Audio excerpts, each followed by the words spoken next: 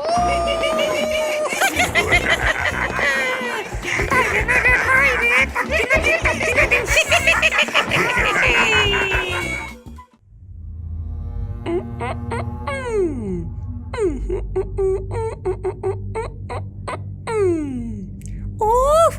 আমার যে আর তর সইছে না। সামনেই কালী পুজো চলে এলো। সেদিন অমাবস্যার ঘুটঘুটে অন্ধকারে শ্মশানে বসে আমাদের বনভোজন হবে।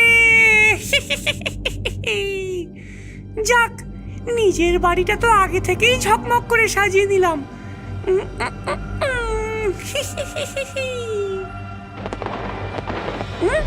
এ কি, পুজো আসার আগেই এত জাঁকজমক করে কারা বাজি পোড়াচ্ছে? বুঝেছি, এ নিশ্চয়ই পাশের গ্রামের জমিদার চন্দ্রনাথ রায় বাহাদুরের কাজ। আমার সাথে টেক্কা দিতে চায়। না, এবার আমার বাজিগুলো একটু ঝালিয়ে দেখে নেবার পালা এসেছে। এই বছর আমিও বাজি পোড়ানো কাকে বলে দেখিয়ে দেব। এই কথা বলা মাত্রই ডাইনি নিজের ঘরে গিয়ে মানুষ ও পশু পাখির হাড় দিয়ে তৈরি খাটের তলা থেকে 5 ঝুড়ি বাজি বার করে আনে। এটুকু বাজিতে যে আমার কিচ্ছু হবে না। আগামীকালই বাজার থেকে নিজের হাতে মশলা কিনে এনে বাজি বানাতে হবে। তবে আজকের মতো যা আছে তাতেই আগুন দিয়ে পুরো গ্রামের মানুষকে একেবারে অতিষ্ঠ করে তুলতে হবে। ওরা আমার আনন্দ দেখবে আর জ্বলে পুড়ে মরবে। ডাইনি উঠোনে এসে প্রথমেই একটা আকাশ তুবড়িতে আগুন দিয়ে নাচতে শুরু করলো। কত আলো, কত প্রেতের কান্না। মানুষের তৈরি বাজির চেয়ে ডাইনির বাজির স্থায়িত্ব অনেক বেশি। তার উপর সেই তুবড়ি জ্বলতে জ্বলতে বিভিন্ন ভূতের আওয়াজ বের করতে থাকে, আর সেই সাথে বাজির আগুন থেকে রং বেরঙের হাত পা দেখা যায়। এগুলো একবার সামনে থেকে দেখলে ভয়েতে এখানকার সমস্ত বাচ্চাদের 6 মাসের রাতের ঘুম উড়ে যাবে।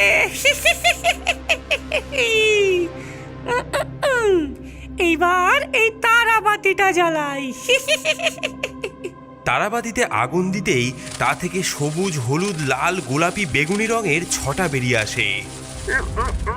ওই দেখ, এবার আলোটা এদিক থেকে আসছে। ওদিকে যে ডাইনির কুড়ে ঘর রয়েছে, মা বারবার করে বলে দিয়েছেন রাত নামার পর ওদিকে যেতে না।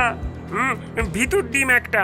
আরে, ডাইনি অনেক মজার মজার বাজি পোড়াবে, আমরা গেলে হয়তো আমাদেরও সাথে নেবে। চল চল চল।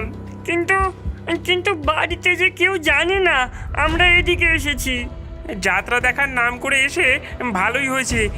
এবার ডাইনির আলো বাজি দেখবো। আরে চল চল, বেশি চিন্তা ভাবনা করিস না। জগা জোর করে ভম্বলকে সাথে নিয়ে ডাইনির বাড়ির সামনে এসে হাজির হয়। এই কে রে, কে রে হতচ্ছাড়া? এখানে কি চাই? আমাদের কাছে কালী পটকা, চকলেট বোম, সাপবাজি, ছুঁচোবাজি আছে। তোমার কিছু লাগবে? আমার কাছে ব্রহ্মমুন্ডু বাজি আছে। নাম শুনেছিস কোনোদিন? না, তুমি আমাদের সেটা দেবে? হ্যাঁ, দেব তো। ডাইনি ওর ঝুড়ি থেকে একটা ছোট্ট মতন বাজি তুলে তার সলতে আগুন দিতেই বাজির মোড়ক থেকে একটা রঙিন গাছ উঠে যায়। তাতে ঝুলছে বারুদের ফুল, তারা আর চকলেট। জগা একটা চকলেটের টান দিতেই গাছের ফুলগুলো ফুলঝুরি হয়ে উড়ে যায়। তারাগুলো সাই সাই করে আকাশে উঠতে থাকে, আর চকলেটগুলো দুমদাম করে আওয়াজ করে ফাটতে শুরু করে। সাবধান জগা, ওগুলো ভুতুরে জিনিস। বেটার ছেলের লোভ কত, আমার কাছে এসেছে বাজি পোড়াবে বলে। এদিকে জগাও ছেড়ে দেবার পাত্র নয়। সে কালী পটকায় আগুন দিয়ে একের পর এক 4টে বোম ডাইনির দিকে ছুড়ে দেয়। তবে রে বেটা, আমার টিপ্পন বোম। বোমটা ছেলেদের দিকে ছুড়ে দিতেই তাদের চারপাশে ছোট ছোট আলেয়ার মতন বারুদের দপদপ করতে থাকে। কি রে, উড়ে বাবা রে! এ বাবা, এ কি? এই নাও ছুঁচোবাজির খেলা দেখো এবার। ছুঁচোবাজি এসে ডাইনিকে নিজের বাড়ির চারপাশে বেশ কয়েকবার দৌড় করালো। পালা রে পালা।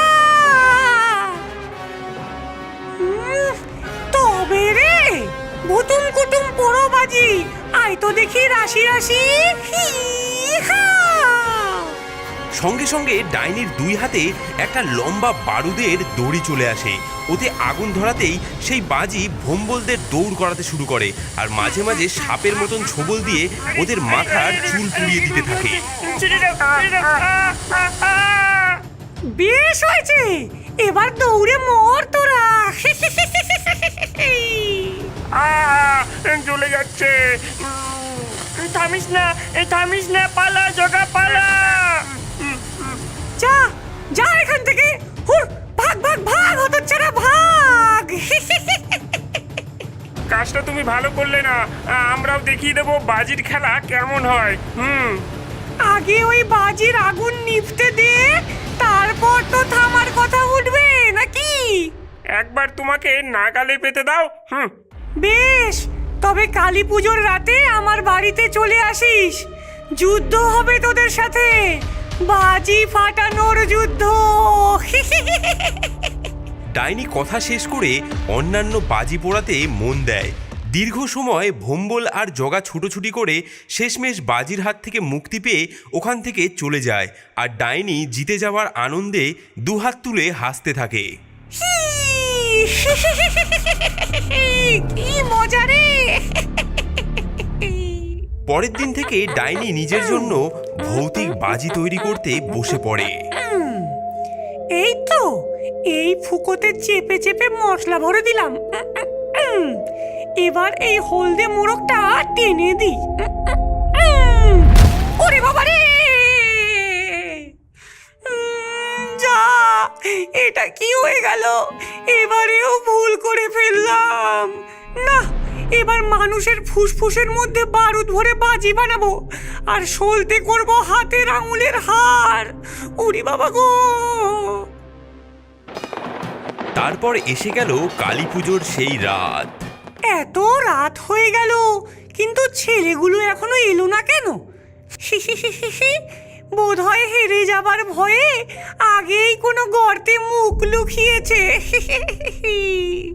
ডাইনি বুড়ি, ও ডাইনি বুড়ি, বেরিয়ে এসো, আজকে তোমার হাল একেবারে নাজেহাল করে ছাড়বো। তবে রে বেটা, দেখাচ্ছি মজা। ডাইনি বাইরে এসে দু হাতে দুটো রং মশালে আগুন দিয়ে তার তরোয়ারির মতন ঘোরাতে থাকে। আয় আয়, সাহস থাকলে এগিয়ে তো আয়। জগা ওর হাত থেকে একটা বাজি মাটিতে রেখে তাতে তারাবাতি দিয়ে আগুন ধরিয়ে একটা লোহার বালতি চাপা দিয়ে দেয়। এই দেখো আমার বাজি কত শক্তিশালী। দেখেছো, এই লোহাকে পর্যন্ত আকাশে উড়িয়ে দিল। এরাও দেখছি আটঘাট বেঁধেই এসেছে। আজ জিততে হলে নিজের সমস্ত বল প্রয়োগ করতেই হবে। ডাইনি নিজের ঘরের ভেতরে একটা গোলাপি বাজি ছুঁড়ে তাতে আগুন দিতেই ডাইনির পুরো বাড়িটাও ঢাউস করে শূন্যে উড়ে যায়। হা করে কি দেখছিস? এই হলো আমার বাজির জোর, আরো দেখবি? এবার ডাইনি নিজের হাতে বোম ধরে সেটাকে ফাটিয়ে দেয় এবং সঙ্গে সঙ্গে তার একটা হাত খুলে মাটিতে পড়ে যায়। হ্যাঁ, ও মা গো, বাঁচাও! দাঁড়া, আরো মজা দেখাই তোদের। ডাইনি সেই হাতটা কুড়িয়ে ক্ষতস্থানে ধরতেই হাতটা আবার ঠকাস করে জোড়া লেগে যায়। এইবার দেখো, এই দেখো, ঘন্টা বাজি। জগা ঘন্টা বাজিতে আগুন দিতেই সেটা ডাইনির চারিপাশে এসে ঠং ঠং করে আওয়াজ করতে থাকে।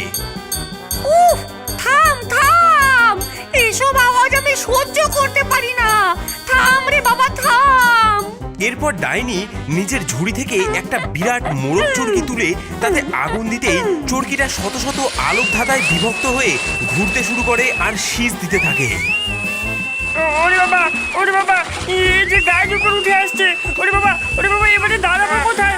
ছেড়ে দাও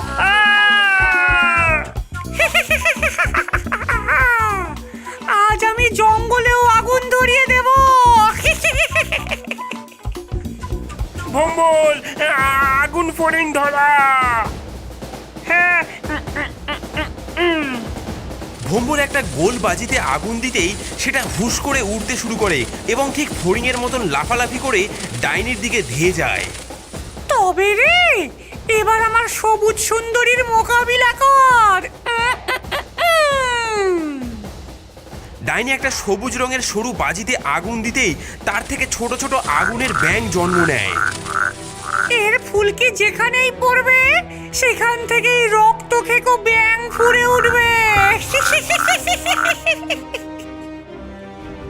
ভম্বল, আমাদের নতুন দুরন্ত সাপবাজি ধরা। ছেলেরাও আজ নতুন কিছু করবে বলে নিজেদের বুদ্ধি কাজে লাগিয়ে অনেক নতুন বাজি তৈরি করে এনেছে।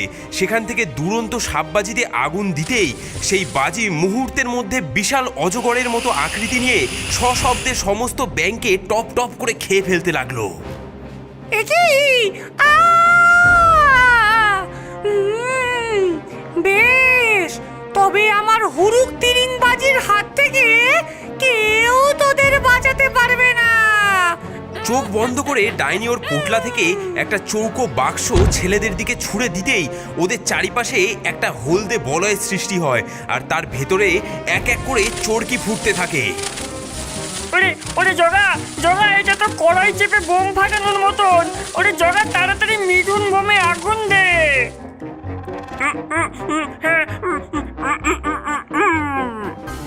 জগা আগুন দিয়ে বোমটা বলয়ের এক কোণায় ছুঁড়ে দিয়ে পিছিয়ে আসে আর কিছুক্ষণের মধ্যেই সশব্দে সেই হলদে বলয়টা ফেটে চৌচির হয়ে যায়। এবার দেখছি আমার সাঙ্গ পাঙ্গদের ডাকতেই হবে। ওরে মামদো পেচো আলেয়া, তোদের খেলা দেখিয়ে যা। মানুষের ছাই এসেছে কত, ওদের জব্দ করে খেয়ে দিয়ে যা।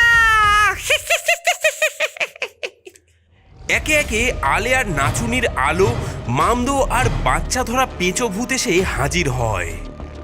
বলো ডাইনিমা, কি হয়েছে? কি করতে হবে? হ্যাঁ, ওদের বাজি পুরনোর লড়াইতে হারাতে হবে। এ আর এমন কি?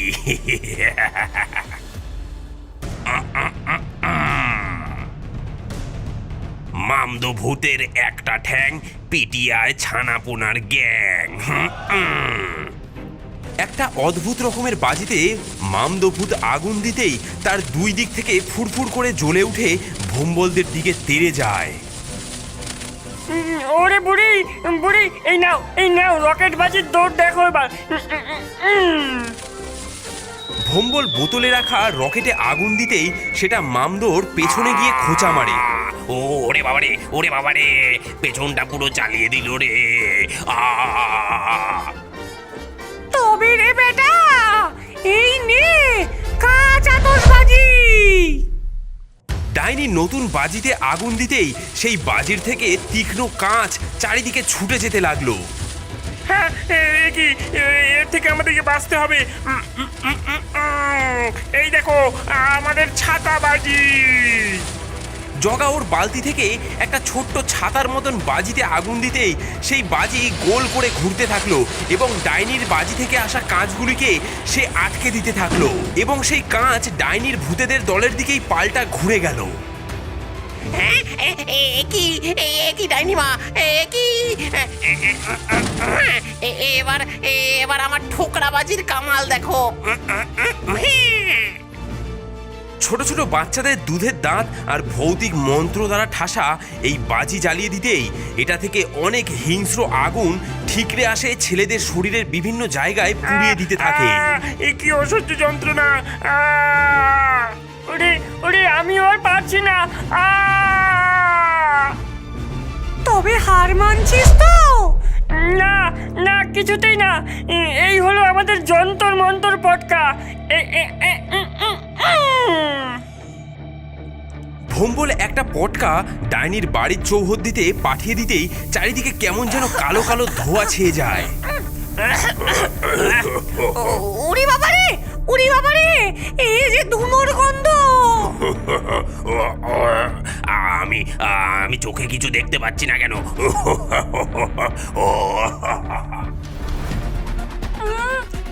সব ওই ছোকরাদের কারসাজি। আর চিন্তা করো না, এবার আমি তোমাদের আলো দেব। আলিয়া তার আগুন দিয়ে সব ধোঁয়া দূর করতেই দেখা যায় বাচ্চাগুলো আর ওখানে নেই। এ কি, আমার শিকার কোথায়? ওরা খেলায় হারলে যে ওদের শরীরে বাজি বেঁধে ওদেরকে দূর করিয়ে মারা হবে। এই আলিয়া, এই তোর তোর আলোর সাহায্যে ছেলেগুলোকে ধরে আন, আর আজ আমরা ওদের শেষ করেই ছাড়বো। হ্যাঁ। ততক্ষণে জগা সামনের একটা নারকেল গাছে উঠে উপর থেকে বড় বড় চকলেট বোম ডাইনির বাড়ির দিকে ছোড়ার জন্য তৈরি হয়ে রয়েছে। জগা, হামলা শুরু কর। একের পর এক বোম পড়ছে, আর সেই সাথে মামদো থেকে শুরু করে সকল ভূত ওরে এদিক বাবারে! ওদিক ছুটোছুটি করে বেড়াচ্ছে। এই নে, আমার উড়ন্ত মশালের সাথে যুদ্ধ করে দেখা। সাথে সাথে আমার ঘোড়ার ডিগবাজি রোগের বাজি।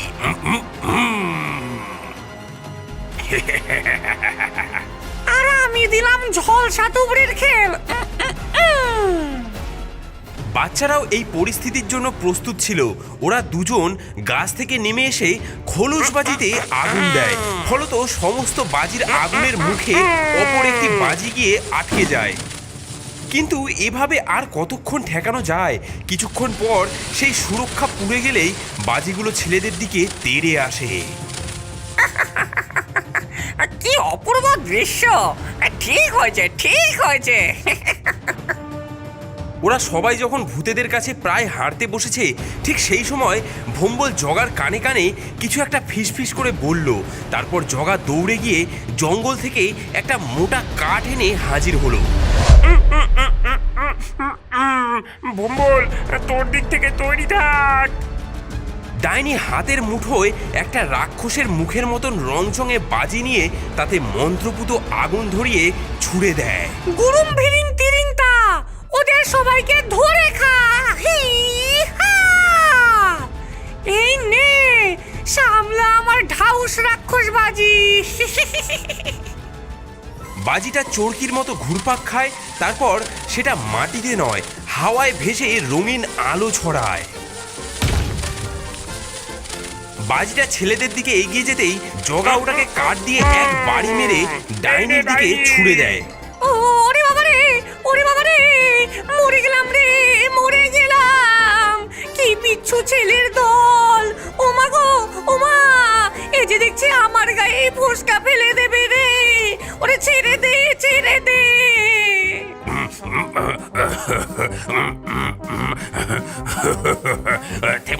থেমো না ডাইনি বুড়ি, ছুটতে থাকো, পালাও। ওরে বাবা, তোদের খতম করবে আমার মোরব বাবাজি। এই দেখ। বাজির থেকে একটা চটচটে তবে রঙিন তরল চারিদিকে ছিটকে পড়ে। ভোম্বল আর জগাও তাতে আটকে যায়। এই নাও চিটে বাজি।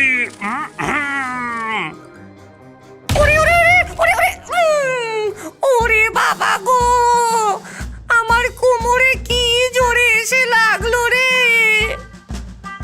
ওরে, আমার হাতও নড়ছে না, পাও নড়ছে না। আরে ছেড়ে দে।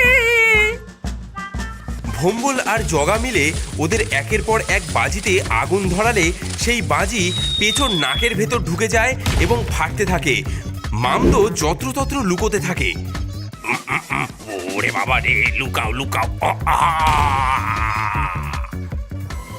শেষমেশ একের পর এক বাজি পুড়িয়ে ছেলেরা ভূতেদের একদম অতিষ্ঠ করে তোলে। এবারে বলো কারা জিতলো? ওরে বাবা রে, আমার বাজি আমি ফিরিয়ে নিচ্ছি। ওরে বাজি তুই ফিরে আয়। ওরে বাবা, আমাকেও যেতে দে, আমি আর তোদের সাথে লড়াই করব না, আমি হেরেছি, যেতে দে আমাকে। তাহলে বাজির লড়াই হলো শেষ, ভূত মানুষের যুগল বেশ।